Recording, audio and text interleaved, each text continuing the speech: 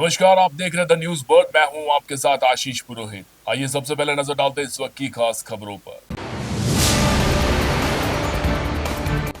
नाबालिग आदिवासी लड़के के साथ अमानवीय हरकत करने के मामले में पुलिस ने विभिन्न धाराओं में मुकदमा दर्ज किया।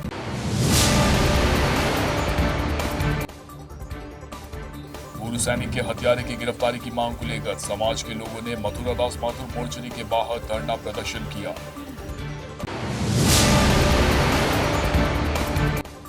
त्योहारी सीजन के चलते कानून व्यवस्था बनाए रखने के लिए शहर के भीतरी क्षेत्र में पुलिस ने किया route march. Rajasthan high court advocate association के तत्वावधान में आयोजित होने वाली 3 दिवसीय कबड्डी प्रतियोगिता का शुभारंभ सोमवार से किया गया।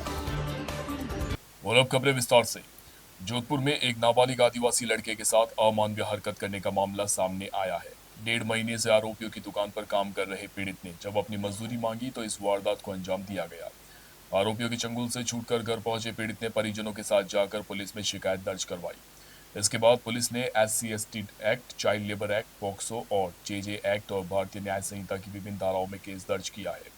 घटना 17 फरवरी की देर रात करीब 12 बजे जोधपुर स्थित एक मिठाई की दुकान की है, जहां 17 वर्षीय पीड़ित ने पुलिस को शिकायत दी, जिसमें बताया कि इस दुकान पर वह 1.5 महीने से पहले पे काम पे लगा हुआ था और बर्तन धोने का काम करता था। पीड़ित के मुताबिक घटना की रात दुकान पर काम खत्म होने के बाद उसने दुकान मालिक से घर जाने की बात कहते हुए अपनी मजदूरी मांगी। इसी बात पर दुकान मालिक भड़क गया और मारपीट करते हुए जाति सूचक शब्द कहे। लड़के से कुकर्म की भी कोशिश की गई। एसीपी छवि शर्मा ने बताया कि परिवादी की ओर से 6 मार्च को रिपोर्ट दर्ज करवाई गई, जिसमें बताया गया कि उनका नाबालिग पुत्र जिनके यहाँ काम करता था वहां उसके साथ यौन हिंसा और मारपीट की गई, जिसके बाद पुलिस द्वारा पूरे मामले की छानबीन की जा रही है। ये 6 तारीख को परिवादी द्वारा रिपोर्ट दी गई थी पुलिस थाना बासनी में, जिसमें परिवादी द्वारा बताया गया था कि उनके नाबालिग पुत्र जो हैं उनके साथ उनके वो जहाँ काम करता था उनका पुत्र उसने यौन हिंसा की है, मारपीट की है और अन्य जो आरोप लगाए हैं उसकी रिपोर्ट दी, जिसके ऊपर नियमानुसार जो है कार्यवाही की गई, उनके बयान लेखबद्ध किए गए। इसके अलावा मेडिकल मुआयना कराया गया है। जो घटनास्थल है इसका निरीक्षण किया गया है। FSL टीम को मौके पे बुलाकर जो घटनास्थल है वहाँ से जो साक्ष्य संकलित करने हैं वो किए गए हैं। मुकदमे में अब टेक्निकल एविडेंस जो है उसको डेवलप किया जा रहा है और तफ्तीश जो है वो आगे चल रही है। जोधपुर पुलिस कमिश्नरेट की बासनी पुलिस ने शिकायत मिलने व अवैध रूप से पशुओं के परिवहन करने के मामले में शांति व्यवस्था भंग न हो, इसको लेकर 4 युवकों को गिरफ्तार किया है। बासनी SHO नितिन दवे ने बताया कि कल शाम को शिकायत मिली थी कि डीजल शेड रोड पर एक टेम्पो में कुछ बछड़े व बछड़ियों को लेकर जा रहे हैं। लोगों ने टेम्पो को रुकवाया और 4 युवकों को पकड़ के रखा। मौके पर पहुंचने के बाद युवकों से पशुओं के परिवहन का परमिट मांगा तो उनके पास परमिट नहीं था। ऐसे में शांति व्यवस्था भंग न हो, इसके लिए तत्काल मौके से 4 युवकों को गिरफ्तार कर लिया गया। लोगों के अनुसार ये लोग अवैध रूप से पशुओं को शेल्टर हाउस ले जा रहे थे। पुलिस ने मुकदमा दर्ज कर जांच शुरू की है।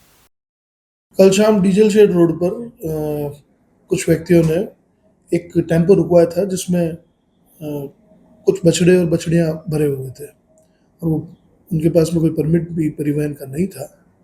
और उस बात को लेके उन लोगों ने पुलिस को भी सूचित किया और पुलिस को सूचना पर मिलने पर मौके पे पहुंचे और उन सभी को लेकर थाने भी आए। मौके पे शांति व्यवस्था भंग होते हुए देख एक बार 4 जनों को गिरफ्तार भी किया है और जिन लोगों ने ये रुकवाया था उनका अंदेशा है कि ये स्लॉटर हाउस लेके जा रहे थे। तो उस संबंध में उन्होंने एक रिपोर्ट दी है, जिस पर मुकदमा दर्ज किया गया है। अनुसंधान अभी जारी है। जोधपुर के मथुरा दास माथुर अस्पताल की मोर्चरी के बाहर मथानिया पुलिस थाना क्षेत्र में आने वाले बालरवा गांव के ग्रामीण और राजपूत समाज के लोग पूर्व सैनिक छत्र सिंह की हत्या के मामले को लेकर आरोपियों की गिरफ्तारी की मांग उठाते हुए लामबंद होने लगे हैं। वहीं पुलिस आरोपियों की सरगर्मी से तलाश कर रही है। गौरतलब है कि जोधपुर के मथानिया पुलिस थाना क्षेत्र के बालरवा के पूर्व सैनिक छत्र सिंह की उनसे रंजिश रखने वालों ने हत्या कर दी थी। इसी संबंध में मथानिया पुलिस ने मुकदमा दर्ज कर आरोपियों की सरगर्मी से तलाश शुरू की है। इसी बीच परिवार के लोगों ने पोस्टमार्टम किए जाने के बाद भी शव को नहीं उठाया और जोधपुर के मथुरादास माथुर अस्पताल की मोर्चरी के बाहर बालरवा गांव के लोगों के अलावा राजपूत समाज के लोग लामबंद होने लगे और उनका यही दावा है कि वह जब तक आरोपी गिरफ्तार नहीं होते हैं तब तक शव नहीं उठाएंगे। मथानिया थाना प्रभारी जय किशन सोनी के अनुसार मामले की गंभीरता को ध्यान में रखकर लगातार टीमों के साथ माध्यम से आरोपी की सरगर्मी से तलाश की जा रही है। दरअसल क्या है कि मेरा भाई जो है आसाम राइफल से रिटायर्ड आर्मी मैन है, और जब से रिटायर होके ये गांव में आए हैं तब से ये अभियुक्त गण जो है गंगा सिंह और इनके 3 पुत्र बोम सिंह, देवी सिंह, राजू सिंह, और इन तीनों के भी जो पुत्र है महिपाल सिंह, सैल सिंह, ये सब जो है एक रंजिश पाले हुए हैं और काफी समय से इनको लगातार धमकियां दे रहे हैं। इस बाबत आज से 4-5 महीने पहले हमने एफआईआर भी दर्ज करवाई थी, लेकिन पुलिस प्रशासन ने जो कान जो है वो खड़े ही नहीं हुए ना। इन्होंने घटनाक्रम क्या था? और कल और परसों शाम से ये लगातार से प्लानिंग कर रहे हैं इनको मारने की। घर के आगे आ रहे हैं, बार बार गाड़ियां घुमा रहे हैं, धमकियां दे रहे हैं कि घर से बाहर निकल के बता, घर से बाहर निकल के बता। और एक मेरा जो भतीज है छतर सिंह जो मृतक है, उसके साथ इन्होंने मारपीट की, खुद ने ही मारपीट की और जाके एफआईआर दर्ज करवाई। उसके बाद जो है ये गाड़ियां लेके आए, रात को गाड़ियां घुमाई, सुबह हम लोग एफआईआर दर्ज करवाने जा रहे थे थाने में अपनी तरफ से, और ये चाह रहे थे कि कैसे भी करके ये थाने नहीं पहुंचे। जब हम रास्ते पर चल रहे थे, मैं इनके पीछे चल रहा था बाइक पे, ये मेरे आगे चल रहे थे 3 लोग, और हमारे बीच में इन्होंने शिफ्ट डाली, उसके पीछे एक पिकअप डाली। पहले शिफ्ट से इन्होंने जो है टक्कर मारी गाड़ी को मेरी आंखों के सामने, और उसके बाद जो पिकअप थी वो पिकअप एक बार सीधी उनके ऊपर से निकाली, उसके बाद बैग देके एक बार और निकाली, और राजू सिंह उस वजह से नीचे कूदा और एक लकड़ी सा उसके हाथ में डंडा था जो उसके सिर पे मारा। यहाँ जो विशिष्ट प्रकरण में छतर सिंह जी है, उनके साथ जो इंसिडेंट हुआ, उनके पुत्र रविंद्र सिंह जी के द्वारा ये रिपोर्ट कल दर्ज करवाई गई थी। एफआईआर दर्ज कर लिए, पोस्टमार्टम कल बोर्ड के द्वारा हो गया है। अभी जो टीमें लगी हुई है अलग अलग, जो एफआईआर में नामजद और अन्य जो भी मुलजिम है, उनकी तलाश सघनता से चल रही है। अलग अलग टीमें इस दिशा में सार्थक प्रयास कर रही है। शहर में आगामी त्योहारों को ध्यान में रखते हुए शहर में शांति व्यवस्था व कानून व्यवस्था बनाए रखने के उद्देश्य से पुलिस द्वारा शहर के भीतरी क्षेत्र में रूट मार्च किया गया। यह रूट मार्च डीसीपी आलोक श्रीवास्तव के नेतृत्व में घंटाघर से रवाना होकर त्रिपोलिया, आडा बाजार, खांडा पलसा होते हुए जालौरी गेट पर आकर संपन्न हुआ। इस दौरान पुलिस द्वारा आमजन को त्योहारी सीजन में शहर में शांति व्यवस्था व कानून व्यवस्था बनाए रखने का संदेश दिया गया। जोधपुर के सरदारपुरा सत्संग भवन के बाहर खड़ी गाड़ी का कांच फोड़कर चोर नकद रुपए से भरा बैग चुरा कर ले गए। बैग में जरूरी कागजात और नकद रुपए थे, जिसके बाद अब कार मालिक की ओर से थाने में रिपोर्ट दर्ज करवाई गई है। सरदारपुरा थाने में पीड़ित अभिषेक पोपलिया ने रिपोर्ट दर्ज करवाई। रिपोर्ट में बताया कि 8 मार्च को सुबह सत्संग भवन सरदारपुरा के बाहर उनकी कार खड़ी थी। अज्ञात चोर गाड़ी के पास पहुंचा और गाड़ी के कांच फोड़कर गाड़ी में रखा हुआ बैग चुरा कर ले गया। उस बैग में कीमती दस्तावेज और 63,000 रुपए नकद रखे हुए थे। फिलहाल पुलिस आसपास की जगहों पर लगे सीसीटीवी फुटेज के आधार पर चोरों की तलाश में जुटी हुई है। जोधपुर के बदवासिया में स्थित मंगल विहार सोसाइटी में क्षेत्रवासियों द्वारा कलेक्टर को ज्ञापन सौंपा गया। पावटा सी रोड गैलेक्सी स्कूल से आरटीओ ऑफिस तक की रोड पिछले लंबे समय से अटकी हुई है, जिसके चलते क्षेत्रवासियों में रोष है। उन्होंने बताया कि उस रोड पर अतिक्रमण होने के कारण प्रशासन इस ओर कोई ध्यान नहीं दे रहा है, जिस वजह से रोड का निर्माण कार्य भी नहीं किया जा रहा है। लेकिन इन सब में क्षेत्रवासी परेशान हो रहे हैं। क्षेत्रवासियों ने ज्ञापन सौंपकर मांग की है कि जल्द से जल्द इस अतिक्रमण को हटा संबंधित एजेंसी से रोड निर्माण का कार्य सुचारू रूप से शुरू करवाया जाए। एक ज्ञापन दिया, पावटा सी रोड गैलेक्सी स्कूल से आरटीओ ऑफिस परिवहन विभाग के पास काफी लंबे समय से रोड अटकी हुई पड़ी है। प्रशासन अपनी ढुलमुल नीति की वजह से इस रोड का निर्माण आज तक नहीं कर सके। सन 2000 से लेके और आज 2025 से 25 साल हो गए।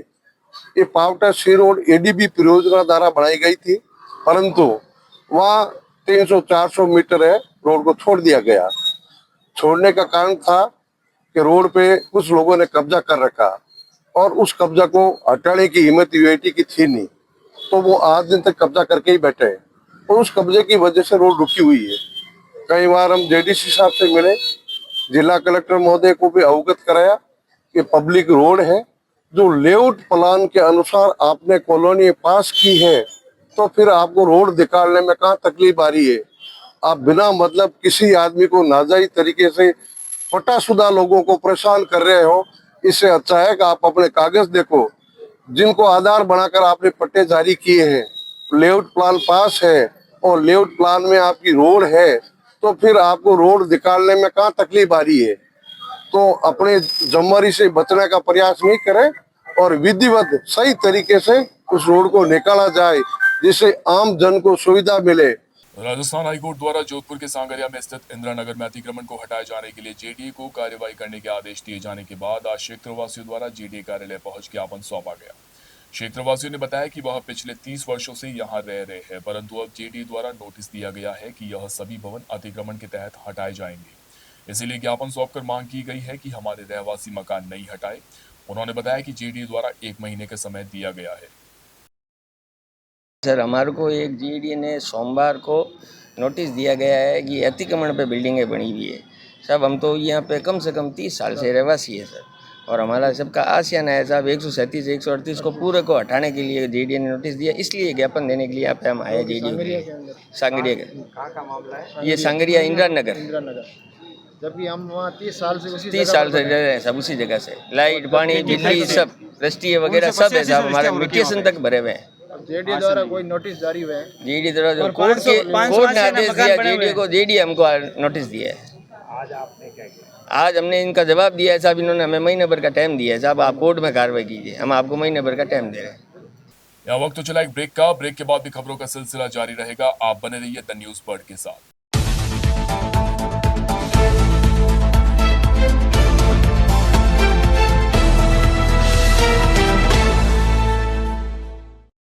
ब्रेक के बाद एक बार फिर से आपका स्वागत है।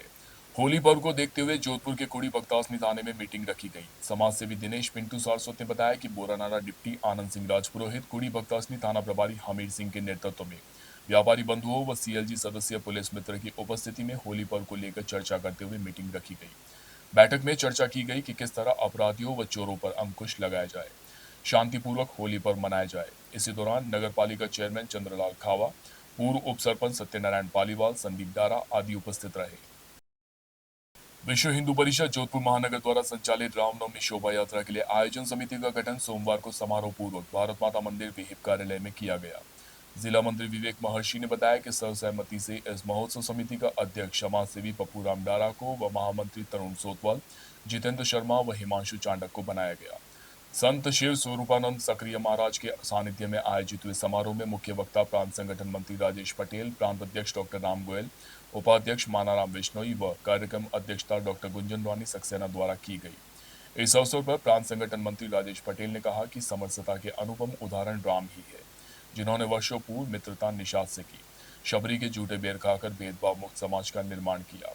इस बार की रामनवमी में राम का संदेश हर जन के मन तक पहुंचना होगा। इस बार विशेष आग्रह से हर प्रमुख मंदिरों से एक झांकी शामिल हो, ऐसा प्रयास करना चाहिए। इसी से सनातन संस्कृति की दिव्यता लोगों तक पहुंचेगी।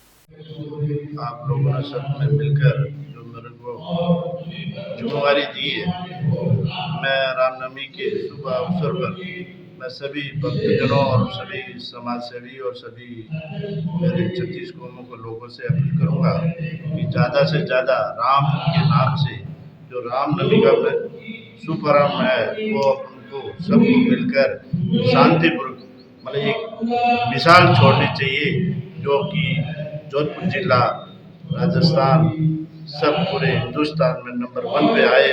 आम जनता शांतिपूर्वक से जो रामनवमी का शुभ शांतिपूर्वक से किया जाए। इस बार कुछ नया करने बिल्कुल करेंगे, सब लोगों को मिलकर अच्छा करेंगे और हर जगह जा जिनके भगवान राम के नाम से सब लोगों को साथ लेके चलेंगे। राजस्थान हाईकोर्ट एडवोकेट एसोसिएशन के तत्वावधान में 10 मार्च से 12 मार्च तक आयोजित होने वाली 3 दिवसीय कबड्डी प्रतियोगिता का शुभारंभ सोमवार से किया गया। प्रतियोगिता का उद्घाटन न्यायाधीश विक्रांत गुप्ता व जिला कलेक्टर गौरव अग्रवाल द्वारा किया गया। एडवोकेट एसोसिएशन के अध्यक्ष रत्नाराम ठोलिया ने बताया कि यह प्रतियोगिता पुरुष व महिला कैटेगरी के लिए आयोजित की जा रही है, जिसमें पुरुषों की 12 व महिलाओं की 4 टीमें हिस्सा ले रही है, जिसमें सभी अधिवक्ता हिस्सा ले रहे हैं। उन्होंने बताया कि व्यस्तम जिंदगी में शारीरिक विकास के उद्देश्य से इस प्रतियोगिता का आयोजन किया जा रहा है। इसके बाद 12 मार्च को राजस्थान हाईकोर्ट एडवोकेट एसोसिएशन द्वारा होली स्नेह मिलन समारोह आयोजित किया जाएगा।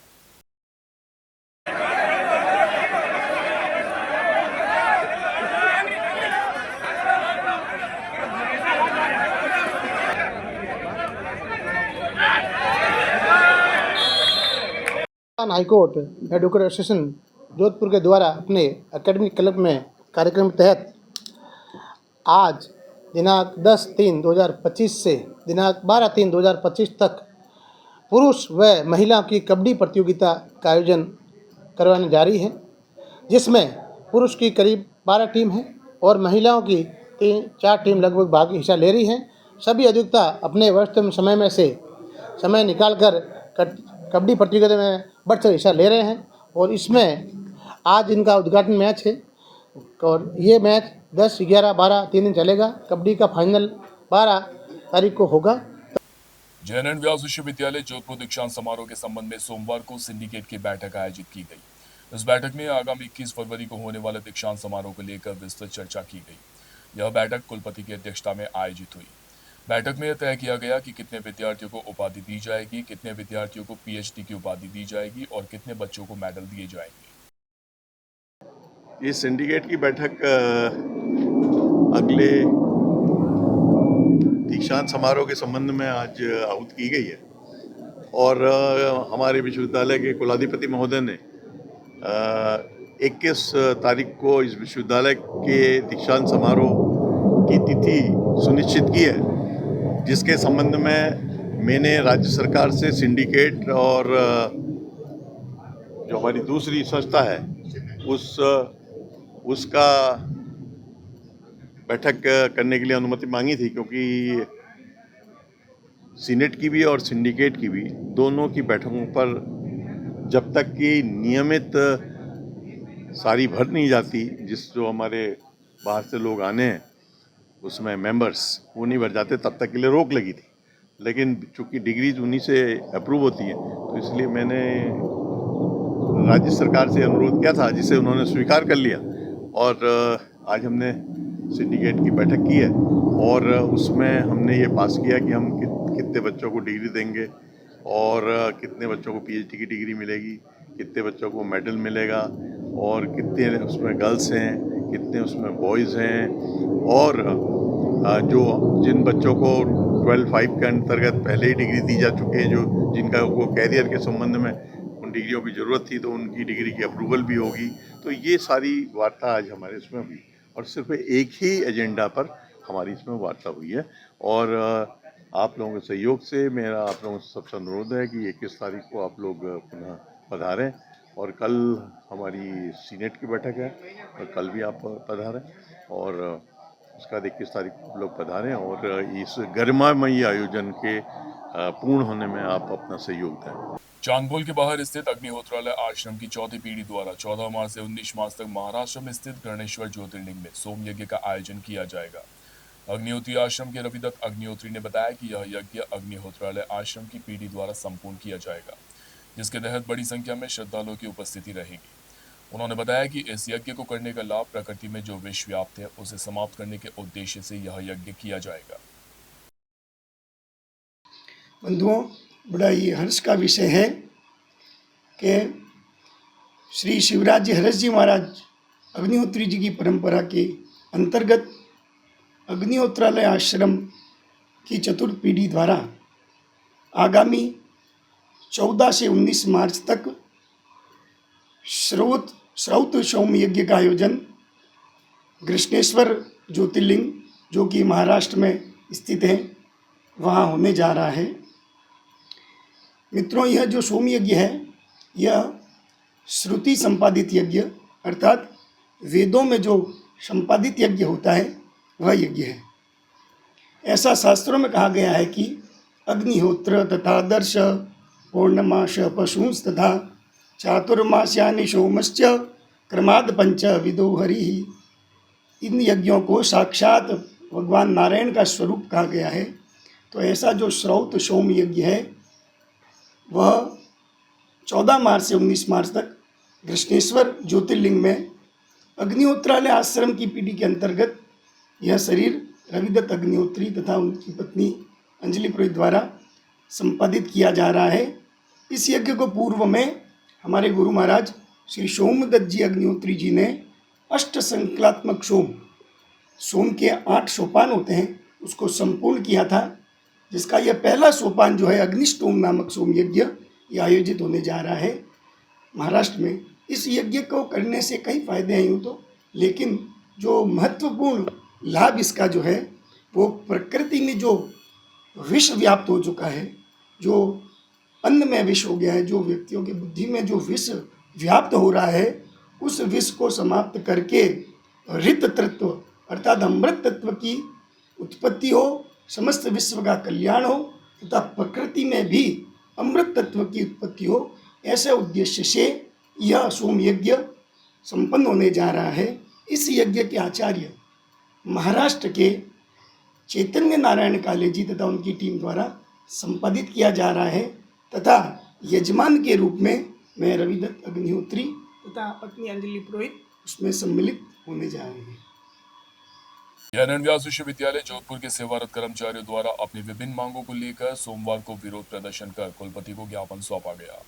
सेवारत कर्मचारियों ने बताया कि पेंशन की समस्या लगातार बनी हुई है, जिसके चलते ज्ञापन में मांग की गई कि पेंशन हर माह की 1 तारीख को खाते में जमा करा दी जाए। इसके अलावा 8 मई के बाद सेवानिवृत्त हुए करीब 18 कर्मचारियों को अभी तक पीपीओ भी जारी नहीं किया गया है, जबकि सिंडिकेट के आदेश अनुसार पीपीओ दिया जाना चाहिए। उन्होंने बताया कि जो कर्मचारी आदेश की अवहेलना कर रहे हैं उन्हें बर्खास्त करना चाहिए। इसके अलावा कर्मचारियों की पेंशन भी बकाया है, जिसके भुगतान की मांग की गई। साथ ही पेंशन संघर्ष समिति को कार्यालय के लिए जो कमरा आवंटित किया गया वह भी अभी तक खोला नहीं गया है, जिसको लेकर नाराजगी जताई गई। कर्मचारियों ने बताया कि कुलपति ने यदि हमारी मांगे नहीं मानी तो आगामी दीक्षांत समारोह में सेवानिवृत्त कर्मचारी असहयोग आंदोलन करेंगे, जिसकी समस्त जिम्मेदारी विश्वविद्यालय प्रशासन की होगी। आज हमने जो ज्ञापन दिया या देने जा रहे थे कुलपति महोदय को और सिंडिकेट के समक्ष 4 बातें हम रखने जा रहे हैं। एक तो पेंशन की सुनिश्चितता की जाए कि 1 तारीख को पेंशन हमारे खातों में जमा हो। दूसरा, 2 माह का जो पेंशन का एरियर बाकी है MBM विश्वविद्यालय के कर्मचारियों का, जैसा कि वाइस चांसलर महोदय ने पिछली मीटिंग में कहा था कि मैं इसको सिंडिकेट में रख करके ऑर्डर को रिबीट करा के आपको दे दूंगा। तीसरी जो मांग है, 18 कर्मचारी जो सेवानिवृत्त हुए हैं जून से लेकर के आज जनवरी तक, उनके पीपीओ जारी किए जाए। पीपीओ जारी वैसे किए जाए जैसे पहले होते थे, बिना पेंशन क्लेम किए लास्ट पे दिया जाए। ये हमने अभी ज्ञापन दिया रजिस्ट्रार को इसका कोई मेरे हिसाब से संज्ञान में नहीं था। उन्होंने इस बात को मुझे एग्जामिन कराती हूँ, मैंने कहा एग्जामिन करा करके 18 कर्मचारियों को होली के पहले उनको पीपीओ दें और पेंशन की व्यवस्था करें। अगर माना ये व्यवस्था नहीं करते हैं तो मैं इस मंच के माध्यम से घोषणा करता हूँ, हमारे पास में एक आंदोलन तरीका है, वो भी गांधीवादी तरीके से हमारा आंदोलन है। हम यहाँ बैठेंगे, धरने पर बैठेंगे, ठीक है, भूख हड़तालें करेंगे। अगर उन कर्मचारियों को पीपीओ नहीं मिलते हैं तो मैं इस मंच के और संघर्ष समिति के माध्यम से घोषित करता हूं कि कन्वोकेशन जो हो रहा है उसमें हमारा असहयोग रहेगा। मैं आज ही इसकी घोषणा करता हूं। जो किसको आप सपने देख रहे हैं कन्वोकेशन का, कर लीजिए आप, हमारी लाशों पे आप कन्वोकेशन कीजिए, हमारी भावनाओं को ठेस पहुंचाकर आप कन्वोकेशन कीजिए, आप कीजिए, लेकिन हमारा इसमें विरोध रहेगा। जब तक हम संतुष्ट नहीं होंगे हमारे कर्मचारियों से, जब तक ये संघर्ष जारी रहेगा। राजकीय कन्या महाविद्यालय सूरसागर की 6 छात्राओं को सोमवार को कालीबाई भील मेधावी छात्रा स्कूटी वितरण योजना की सत्र 2023-24 के स्कूटी वितरण कार्यक्रम में स्कूटी प्रदान की गई। महाविद्यालय के प्राचार्य प्रोफेसर डॉक्टर अरुण व्यास ने छात्राओं को बधाई देते हुए उन्हें मेहनत करते हुए शैक्षणिक उपलब्धियां हासिल करने के लिए शुभकामनाएं दी। कॉलेज की स्कॉलरशिप नोडल प्रभारी डॉक्टर सुनीता चावड़ा ने छात्राओं को स्कूटी मिलने पर खुशी जाहिर करते हुए उन्हें परिश्रमी रहते हुए करियर में सफल होने की शुभकामनाएं दी। इस अवसर पर सतीश चंद्र बोहरा ने छात्राओं को निरंतर आगे बढ़ने की प्रेरणा दी। आइए अंत में एक बार फिर से नजर डालते हैं इस वक्त की खास खबरों पर। नाबालिग आदिवासी लड़के के साथ अमानवीय हरकत करने के मामले में पुलिस ने विभिन्न धाराओं में मुकदमा दर्ज किया।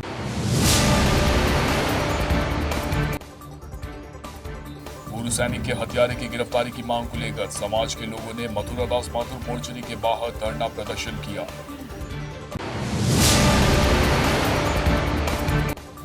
त्योहारी सीजन के चलते कानून व्यवस्था बनाए रखने के लिए शहर के भीतरी क्षेत्र में पुलिस ने किया रूट मार्च।